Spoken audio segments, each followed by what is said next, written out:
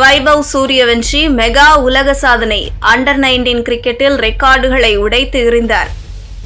2025 IPL தொடரில் சிறப்பாக ஆடியிருந்த வைபவ் சூரியவன்ஷி அதன் பிறகு அதேபோல் ஆடுவாரா, அதே ஃபார்மை அவரால் தொடர முடியுமா என்ற கேள்வி பலருக்கும் இருந்தது.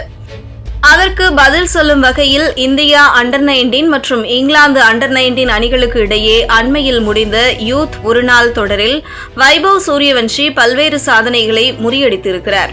இந்த தொடரில் இந்திய இளம் அணி ஆயுஷ் மாத்ரே தலைமையில் 3-2 என்ற கணக்கில் தொடரை வென்றது.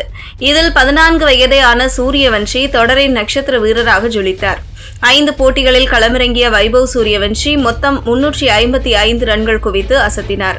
71 என்ற அபார சராசரியுடனும் 174.1 என்ற நம்ப முடியாத ஸ்ட்ரைக் ரேட் உடனும் அவர் ரன்களை குவித்தார்.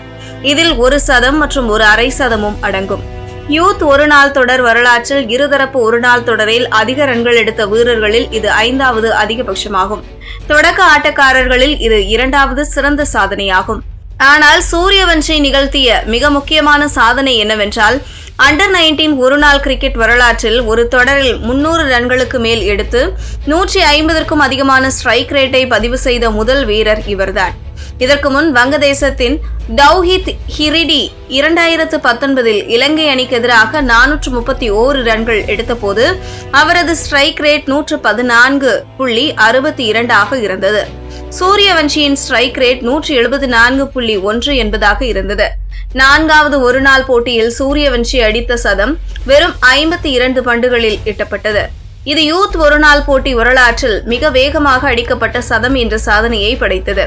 மேலும் அவரது 78 பந்துகளில் 143 ரன்கள் என்ற ஆட்டம் 2013 இங்கிலாந்துக்கு எதிராக பாகிஸ்தானின் கம்ரான் குலாம் அடித்த 66 பந்துகளில் 102 ரன்கள் என்ற சாதனையை முறியடித்தது. 3வது ஒருநாள் போட்டியில் வைபவ் 31 பந்துகளில் எடுத்த 86 ரன்கள் யூத் ஒருநாள் போட்டி வரலாற்றில் மிக வேகமாக அடிக்கப்பட்ட 80க்கும் மேற்பட்ட ரன்கள் என்ற சாதனையை படைத்தது. இது 2004 அண்டர் 19 உலக கோப்பையில் சுரேஷ் ரெய்னா ஸ்காட்லாந்துக்கு எதிராக 38 பந்துகளில் 90 ரன்கள் எடுத்த சாதனையை முறியடித்தது. வைபவ் சூரியவன்ஷியின் இந்த தொடர்ச்சியான மற்றும் அதிவேகமான ஆட்டங்கள் இந்திய அணிக்கு அவர் விரைவில் ஆட இருப்பதை உணர்த்துவதாக உள்ளது.